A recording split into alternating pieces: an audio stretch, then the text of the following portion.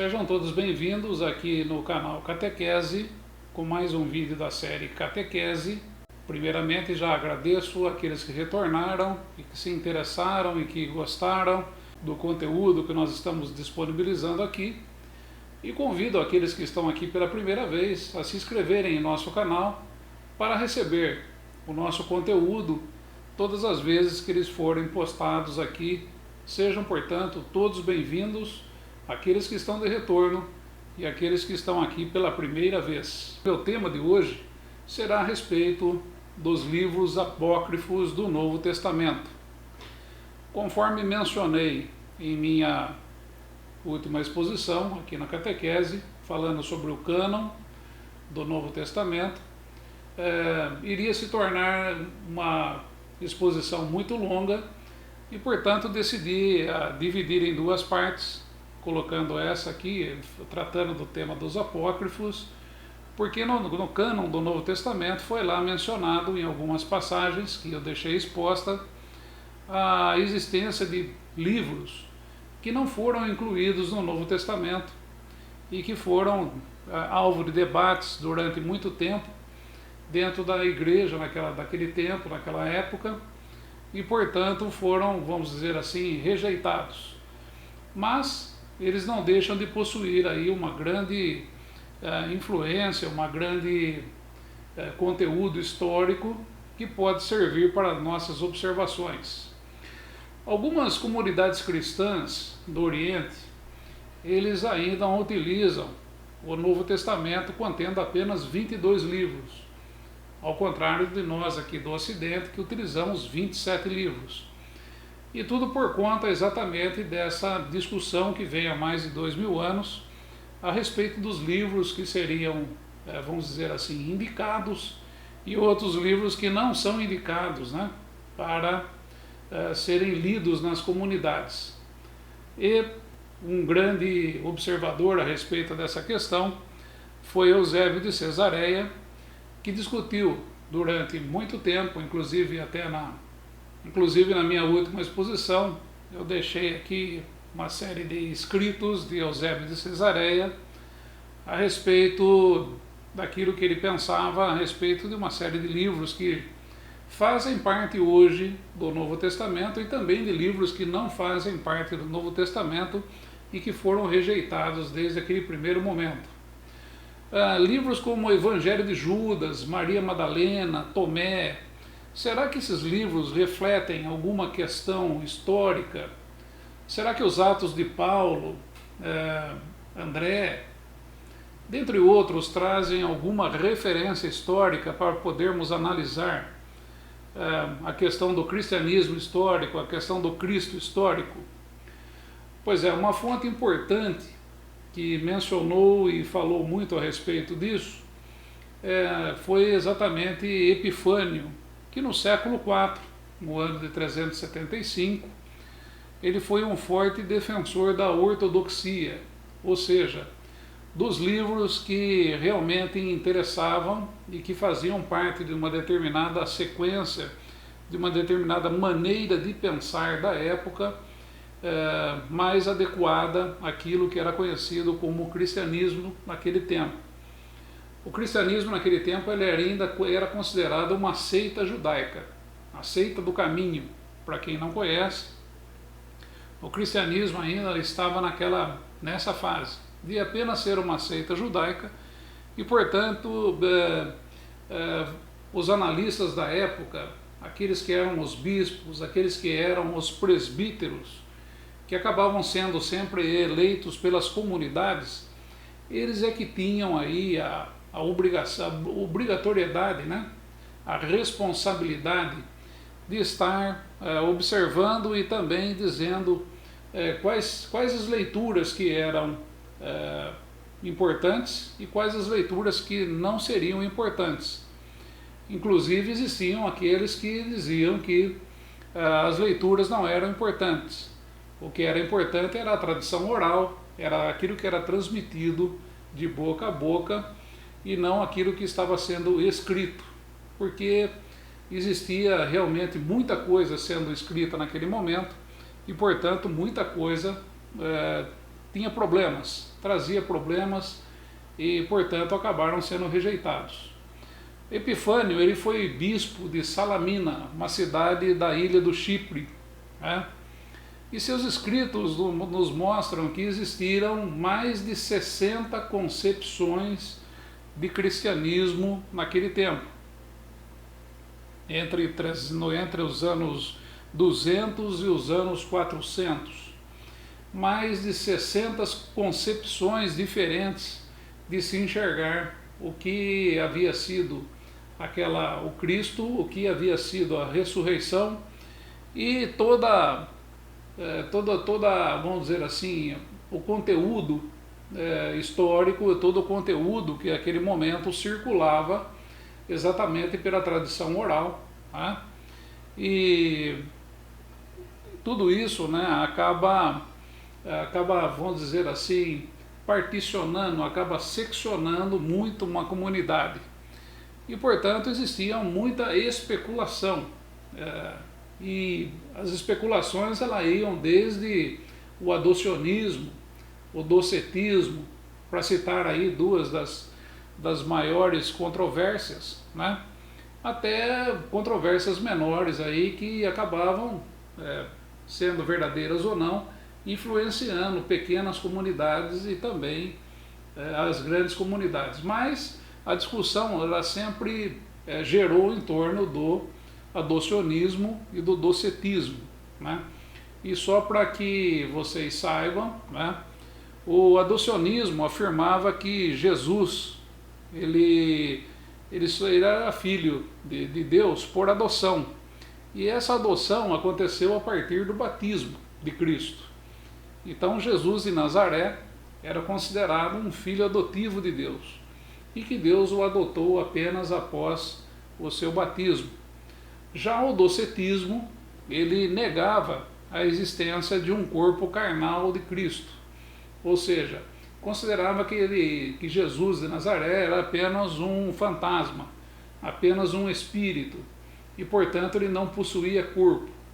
E essa discussão permaneceu por muito tempo, né? E assim nós temos também, em 1 João, temos uma afirmativa, né?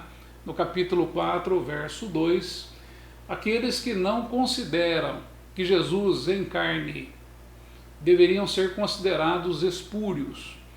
Espúrio tem o significado que aquele que não é certo, aquele que não é verdadeiro, mas é alguma coisa assim apenas hipotética, né? E ainda sem opção de regras. Portanto, no próprio Evangelho de João, existe uma crítica bastante forte ao docetismo, conforme vocês puderam ver, e que era algo assim muito disseminado na época, que era muito discutido na época. E essa questão, se Jesus ele tinha tido um corpo carnal ou não, e adocionismo, se Cristo ele já nasceu filho de Deus, ou ele foi posteriormente aí adotado como filho de Deus. Essa questão do adocionismo eu ainda vou voltar a mencionar, fazer alguns comentários a respeito disso em próximos vídeos, né?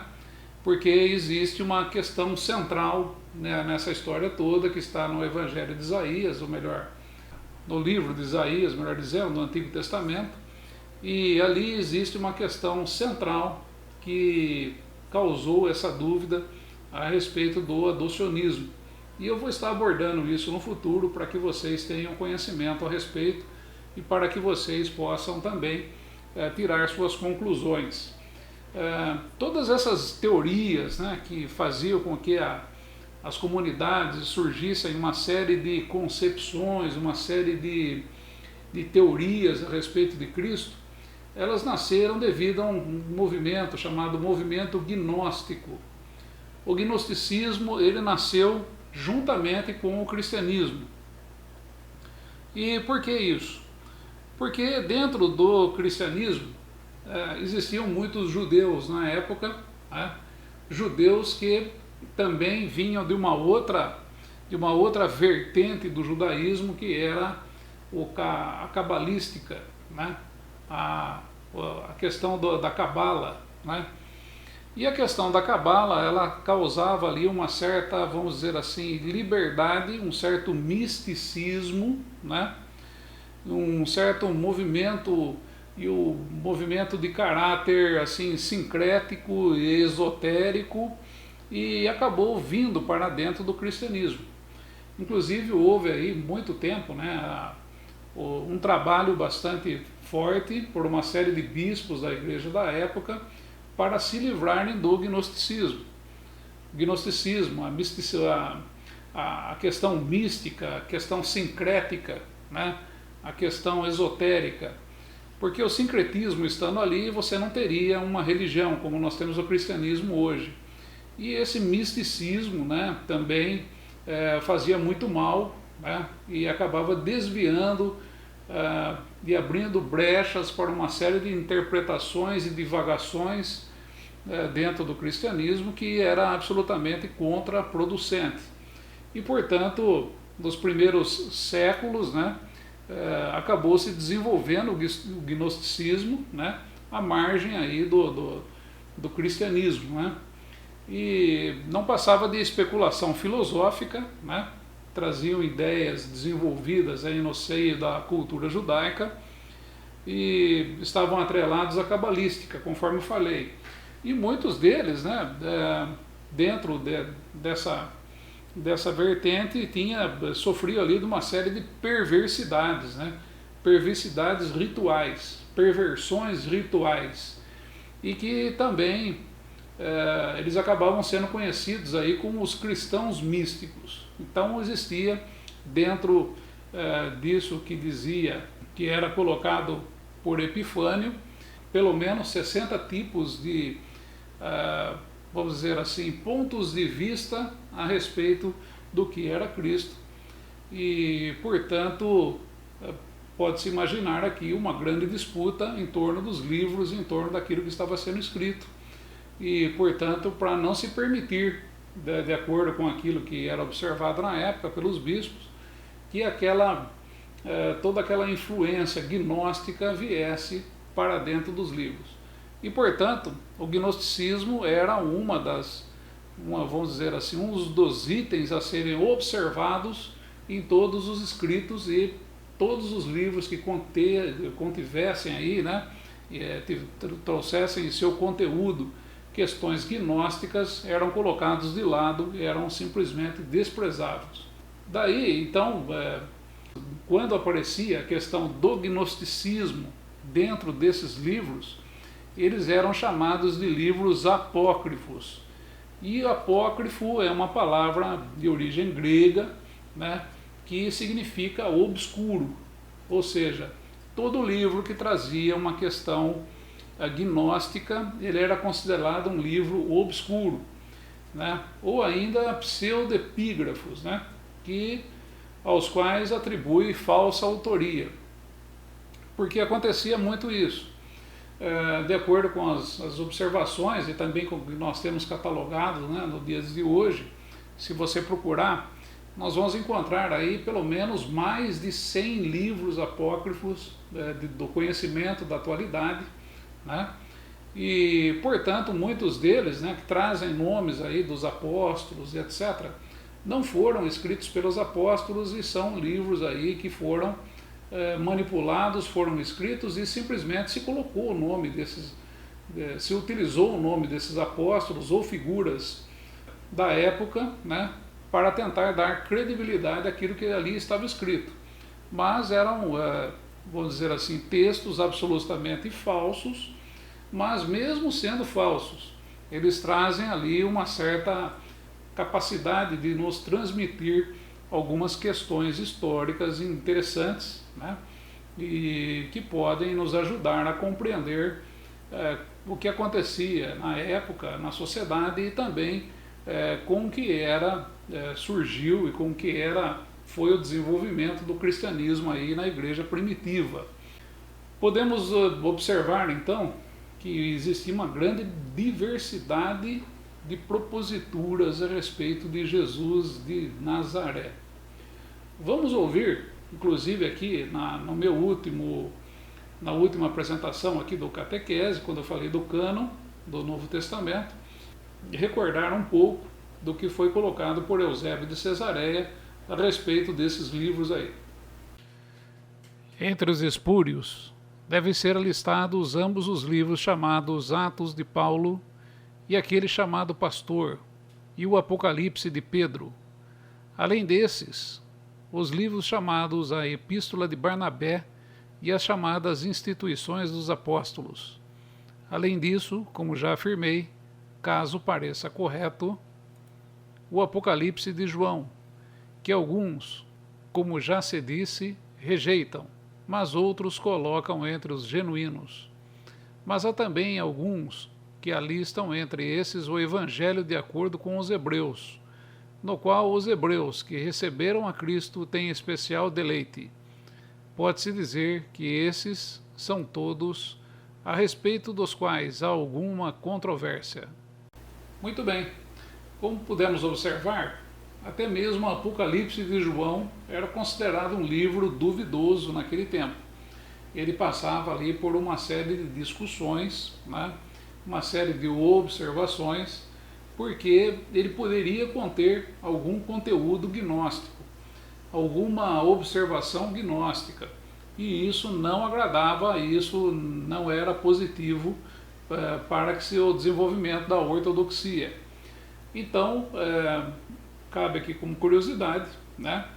Inclusive nessa Bíblia Pestá, né, que existe no Oriente, é utilizada no Oriente até hoje, o Apocalipse de João ele não é lido, ele não existe, ele não faz parte. Agora, a respeito dos outros livros que estão aí, se foram alguns aí até citados aí por Eusébio de Cesareia, né, nós podemos destacar alguns livros bastante interessantes, como por exemplo os Atos do Paulo e Tecla. Tecla, para quem não sabe, era uma suposta companheira de Paulo e que o acompanhava em suas viagens. O nome dela era Tecla. Algo muito interessante que se vê nesses escritos, né, dos Atos de Paulo e Tecla, é que a Tecla ela se igualava aos homens. Ela podia ensinar, ela podia pregar. Inclusive existe uma gruta em Éfeso, inclusive até dias atrás aqui eu acabei postando, né, uma foto da parede dessa gruta, onde aparecia ali uma pintura, né, onde estava Paulo ao lado de Tecla, e Tecla na mesma altura de Paulo, da mesma altura de Paulo. Quando eu digo da mesma altura, eu digo que Tecla estava na mesma condição, na mesma posição hierárquica de Paulo, e ensinando. Nota-se ali Paulo, né, com a mão estendida, ensinando, e Tecla também com a mão estendida, ensinando. E essa cena, né, comparativamente, vamos dizer assim, chama atenção para algo que está dentro da carta de Paulo aos Gálatas, né, que diz lá em Gálatas 3:28, não há judeu nem grego, nem escravo nem livre, nem homem nem mulher, porque sois todos um só em Cristo Jesus, né? Essa é uma maneira de pensar de Paulo, né, que está em Gálatas e que reforça isso que está nessa pintura, nessa caverna lá em Éfeso, que foi descoberta no ano de 1906, e também aquilo que está dentro desse livro de Atos de Paulo e Tecla, que é considerado um livro apócrifo. Mais adiante, né, em Gálatas 4:4, né, mas quando chegou a plenitude do tempo, Deus enviou o seu Filho nascido de uma mulher.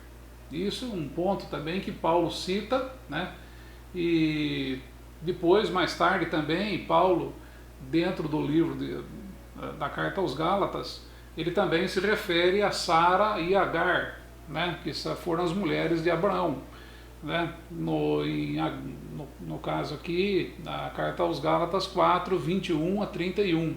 Se você quiser, você pode conferir e você vai encontrar essas referências. Portanto, quando nós vemos aqui livros, né, Atos de Paulo e Tecla, Paulo e uma mulher, para a época algo muito, muito avançado, né? E talvez não tenha sido incluído, né, esse livro não tenha sido incluído no Novo Testamento, exatamente por essa questão, exatamente por Paulo ali apresentar que tinha uma mulher que o acompanhava, que ensinava junto com ele, e que pregava também com ele, e também nós temos resquícios disso dentro da carta de Paulo aos Gálatas, conforme aqui eu mencionei, né? Outro livro muito interessante, que foi citado aí por Eusébio de Cesareia, era o Pastor de Hermas. Muitas igrejas na época, né, aceitavam o livro O Pastor de Hermas como parte do Novo Testamento, no segundo século até o século IV, tendo sido encontrado, encadernado, né, com outros livros no Codex Sinaíticos. Tá? O livro é composto por 5 visões tidas por Hermas. Hermas teve essas 5 visões, né, com 12 mandamentos e 10 parábolas. Tá? Para se ter uma ideia, Hermas era um escravo, né, um escravo que escrevia. Algo muito importante de ser comentado aqui. Não sei como ele foi lá se tornar escravo, mas provavelmente era um escravo que tinha uma certa ascensão dentro, com seu patrão, tem uma certa ascensão dentro daquilo que era a sociedade da época. Porque um escravo que escreve é algo assim muito, vamos dizer, específico, né? Algo assim muito extraordinário. E sendo que, segundo consta, ele próprio escreveu um livro com 12 mandamentos e 10 parábolas. E era considerado um livro sobre princípios morais e éticos.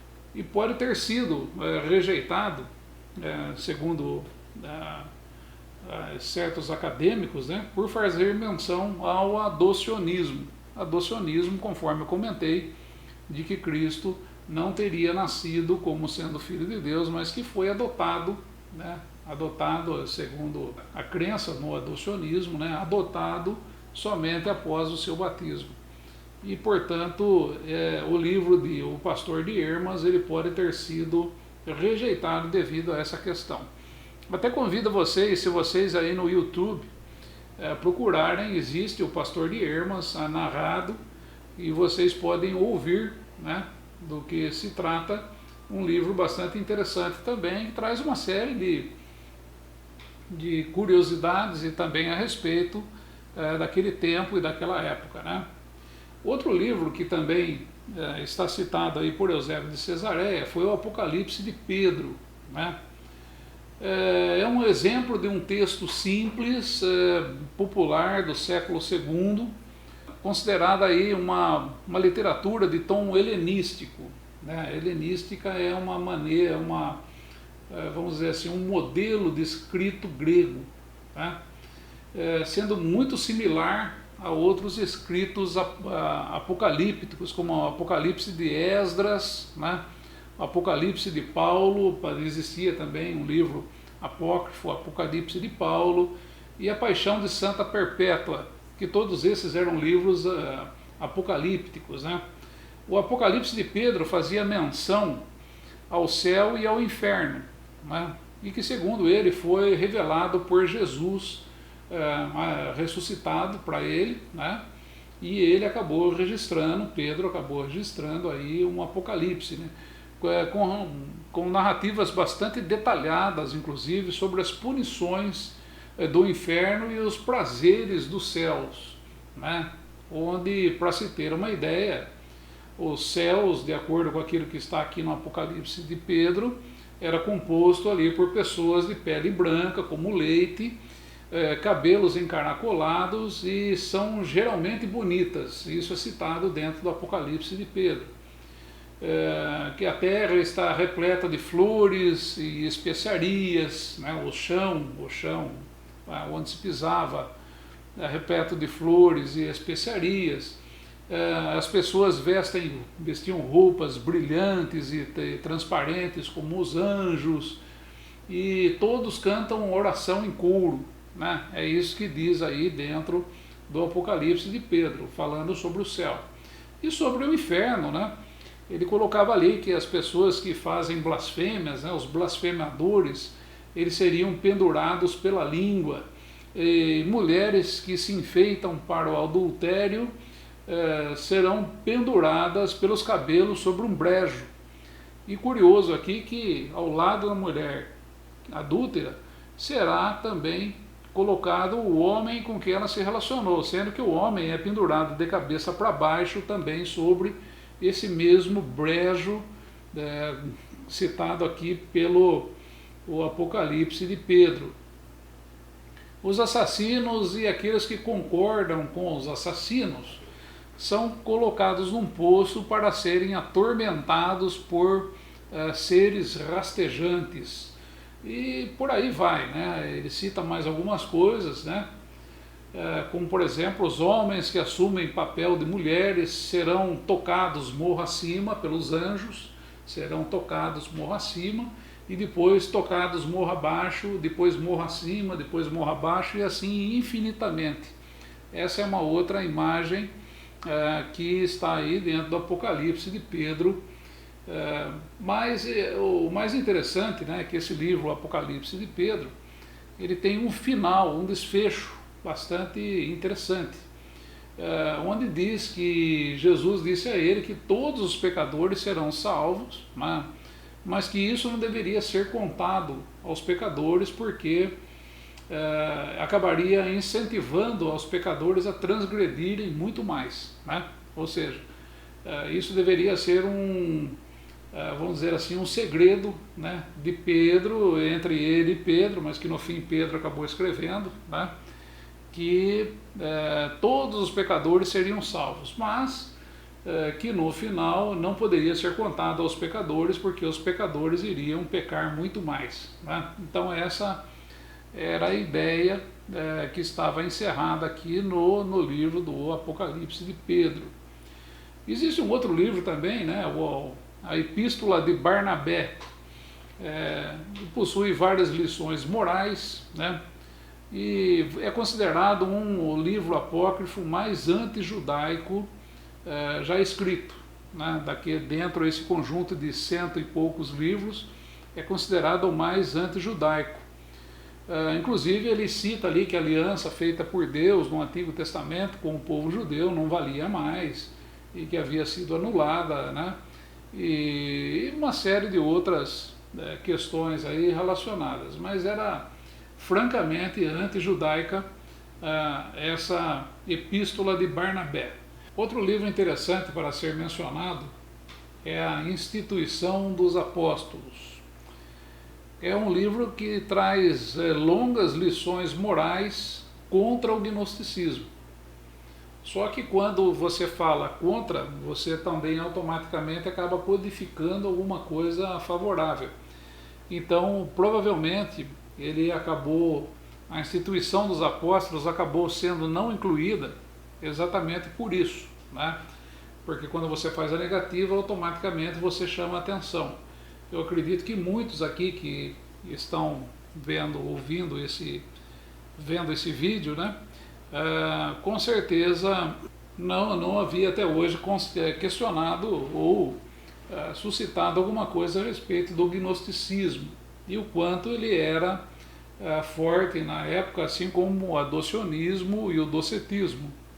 Mas caiu em descrédito também, porque a instituição dos apóstolos, esse livro afirmava que Cristo estaria de volta em 150 anos. E como Jesus não voltou em 150 anos, acabou caindo em descrédito o livro da instituição dos apóstolos, né? Que na verdade era uma peça contra o gnosticismo, mas o escritor acabou passando um pouco do ponto e acabou sendo gnóstico, colocando ali que Cristo voltaria em 150 anos. Existe também um outro livro interessante, considerado que foi escrito por judeus cristãos, que é o Evangelho dos Hebreus. E conforme eu disse, tinha um ponto muito interessante a respeito desse livro, porque dizia que o Espírito Santo era a mãe de Jesus, né? E não existia a figura de Maria, não fazia parte da ideia dos judeus cristãos como sendo a mãe de Cristo. Então, a mãe de Cristo era considerada o Espírito Santo. E também fazia sérias críticas aí à comunidade, à Igreja de Roma, que ainda não era a igreja, mas era a comunidade maior, a comunidade mais influente do cristianismo, estava em Roma. E nesse livro, né, do Evangelho dos Hebreus, existiam críticas aí bastante fortes contra a Igreja de Roma, que era a maior comunidade cristã daquele tempo. Eusébio de Cesareia, ele citou também alguns livros interessantes e que são colocados na categoria dos livros ímpios e fantasiosos e que não deveriam ser lidos, né? Conforme nós podemos ver aqui agora e ouvir, né, a narrativa desse trecho dos escritos de Eusébio de Cesareia. Assim teremos condições de conhecer esses livros e os citados pelos hereges, sob o nome dos apóstolos, contendo livros como os Evangelhos de Pedro, Tomé e Matias, e outros além desses, ou contendo os Atos dos Apóstolos de André, João e outros, dos quais nenhum daqueles escritores da sucessão eclesiástica dignou-se a fazer alguma menção em suas obras. E de fato, o caráter e o estilo em si é muito diferente do dos apóstolos, e os sentimentos e o propósito dessas coisas que são neles apresentadas, desviando-se no máximo da ortodoxia sadia, provam, evidentemente, serem ficções de homens heréticos, de modo que não devem ser alistados entre os livros espúrios, mas completamente rejeitados como totalmente absurdos e ímpios. Muito bem, vocês puderam ver aí o Evangelho de Pedro mencionado, né? Evangelho de Pedro, um livro interessante, que ele traz uma série de detalhes aí, informações a respeito do desenvolvimento da igreja cristã primitiva. Mas infelizmente pode ter sido rejeitado, não chegou até nós como seria interessante, mas somente através de narrativas de pessoas que tiveram contato com esse livro, né? E provavelmente foi rejeitado por ser contrário à Igreja Romana também, né?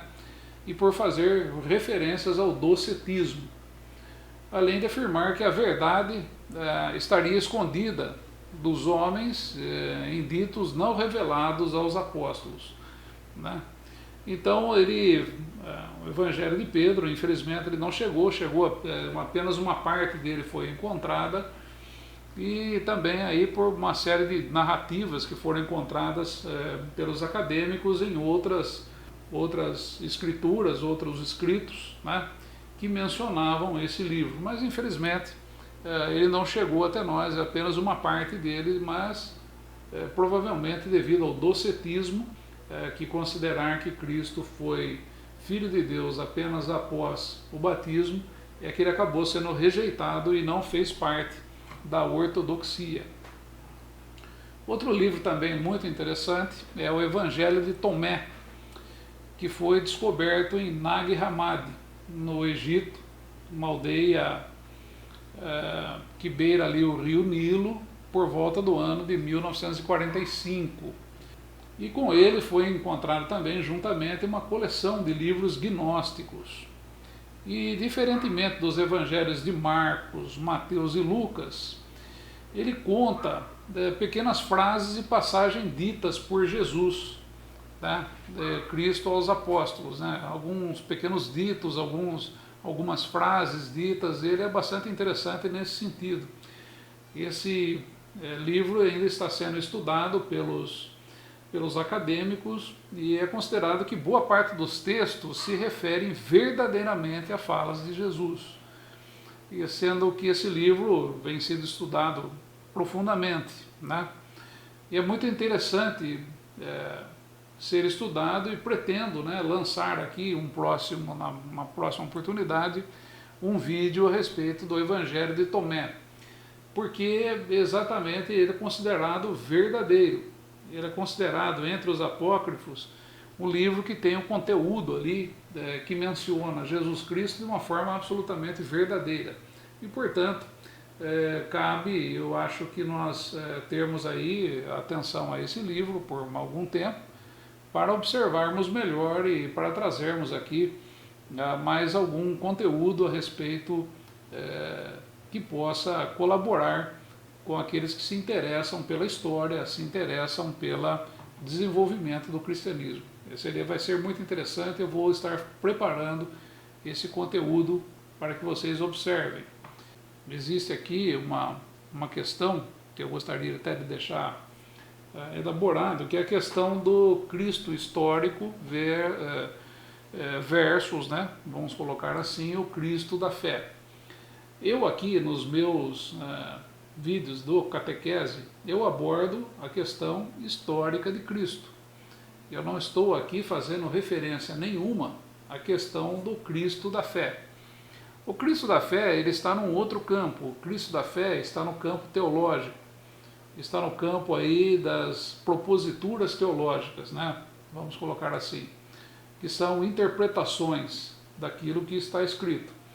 E eu já estou me colocando, eu me coloco aqui a respeito daquilo que está efetivamente escrito e daquilo que existe comprovadamente, conforme eu coloquei aqui no meu primeiro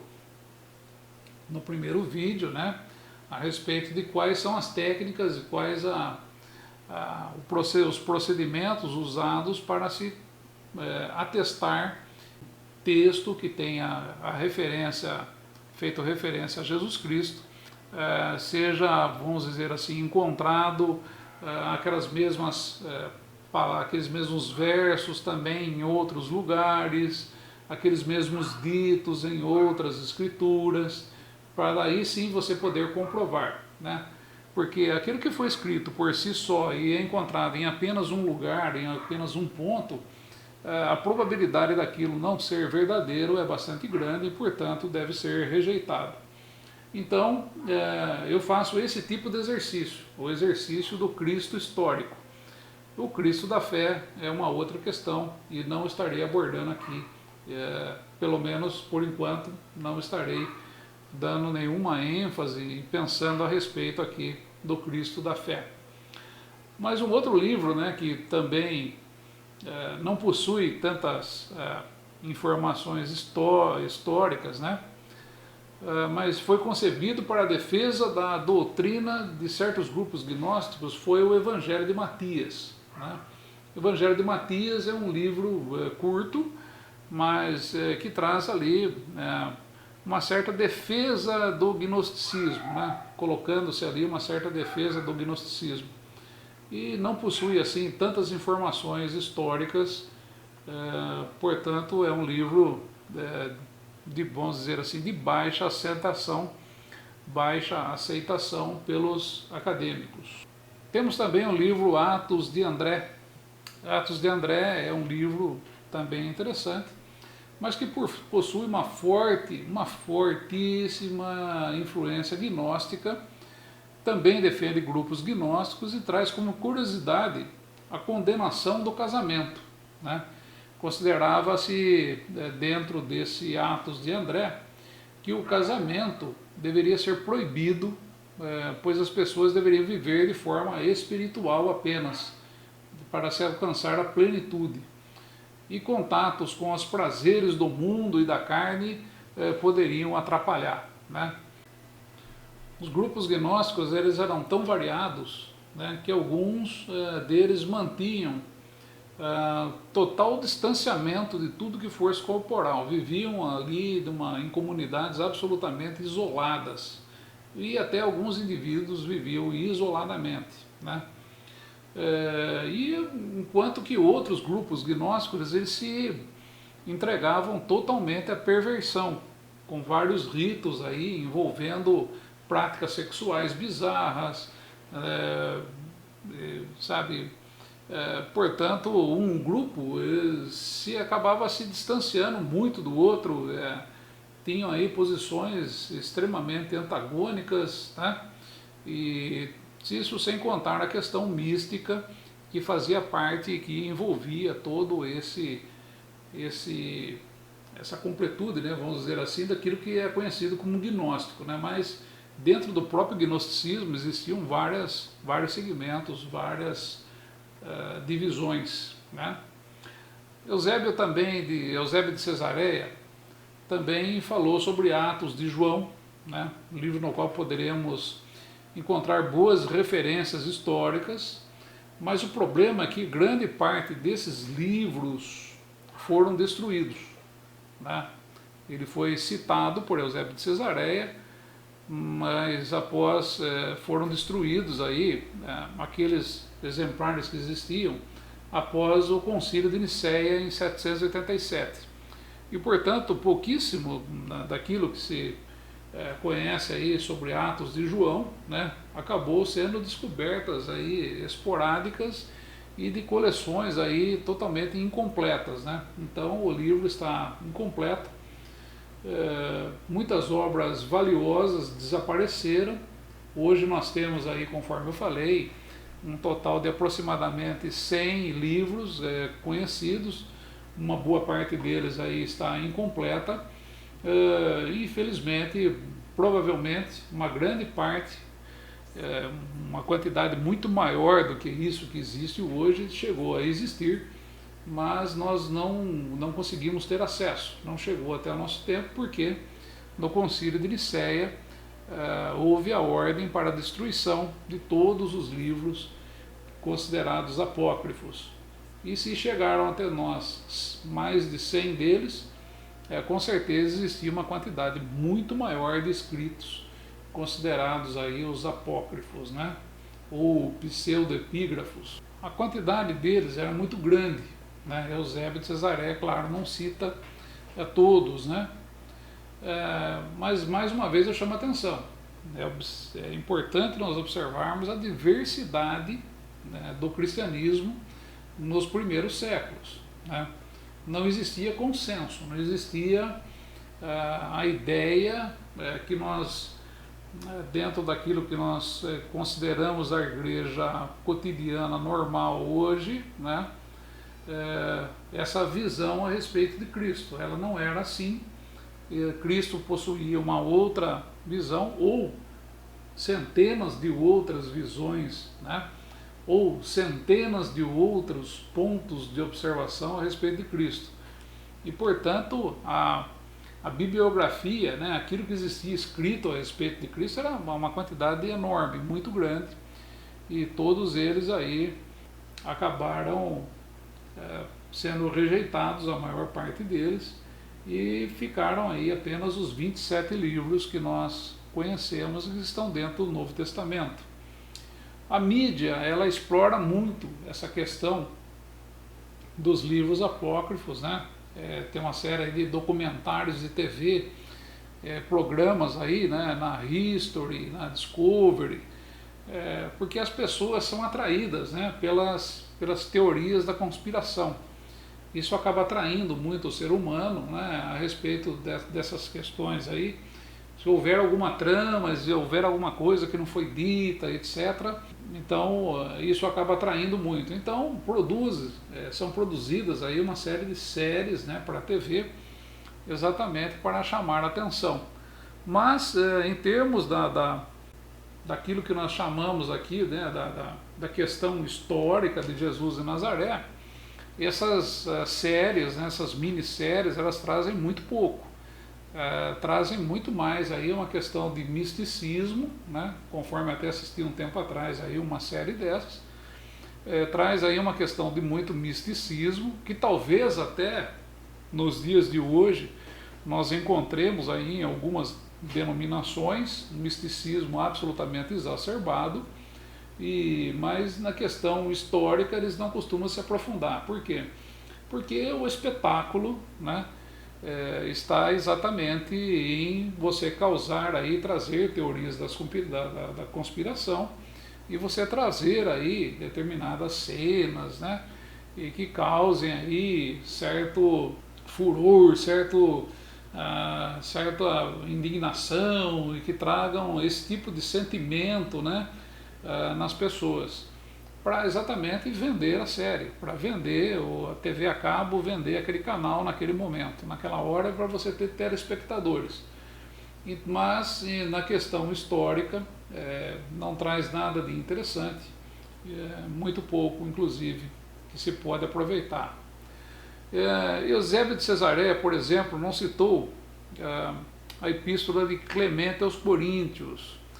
Esse é um outro livro que quase foi incluído no cânon do Novo Testamento, sendo que algumas igrejas chegaram a aceitar o livro da epístola de Clemente aos Coríntios como um livro que era lido, né, juntamente com os demais livros nas comunidades, né, apesar de ter sido escrito por um bispo, né, que não remontasse ao tempo dos apóstolos, né.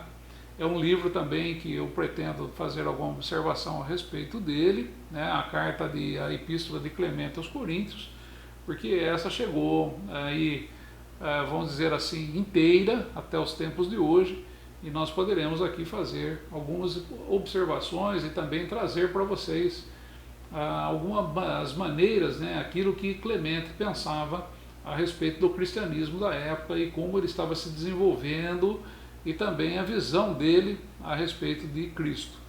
Vai ser bastante interessante, eu também vou estar desenvolvendo isso. Os acadêmicos, historiadores, só para vocês terem uma ideia, eles ainda se baseiam muito nos evangelhos sinóticos, né, e no Evangelho de João para performar estudos, né, sobre a historicidade de Cristo. Porque, vamos dizer assim, esses livros seriam os livros assim cronologicamente mais antigos. E por serem cronologicamente mais antigos, eles estariam mais próximos da realidade de Cristo naquele tempo. E realmente, né, eles podem ter sim sido escritos por influência dos apóstolos daquele tempo. A tradição oral ainda estava bastante fresca, né, vamos dizer assim, ela não havia tomado determinadas proporções. Quando a tradição oral ela toma determinadas proporções, a probabilidade de você ter ali inverdades, né, colocadas dentro daquilo que está sendo dito é bastante grande, mas ainda cabe essa observação, né? Os historiadores e os acadêmicos ainda utilizam os evangelhos sinóticos para fazer aí suas pesquisas a respeito da historicidade de Cristo e também do cristianismo naquele primeiro, segundo século. Outros livros que foram escritos depois disso acabaram se enquadrando, até pelos próprios bispos da época, pelos próprios presbíteros da época, como sendo aí de autoria fantasiosa e, portanto, acabaram não fazendo parte do Novo Testamento. Muito bem, meus caros amigos, é o que eu tinha a dizer para vocês nesse vídeo a respeito desses livros apócrifos. Um vídeo um pouco mais curto, né, do que aquele que foi o meu último vídeo, que realmente trouxe aí uma série de outros componentes, né, uma série de outras informações, mas esse aqui é um pouco mais curto, porque não será objetivo de nosso estudo a respeito de todos eles. Mas alguns desses livros, conforme eu citei, estarei fazendo aqui alguns vídeos especialmente para falar a respeito desses livros, porque trazem componente histórico e trazem informações interessantes para serem mencionadas com vocês. Mais uma vez eu deixo aqui o convite para você que esteve aqui pela primeira vez nesse nosso canal Catequese, para que se inscreva e receba, né, as nossas divulgações e receba os avisos de quando estivermos postando aqui novos vídeos a respeito da questão do Cristo histórico e a história do cristianismo. Grande abraço a todos, fiquem com Deus e até a próxima oportunidade.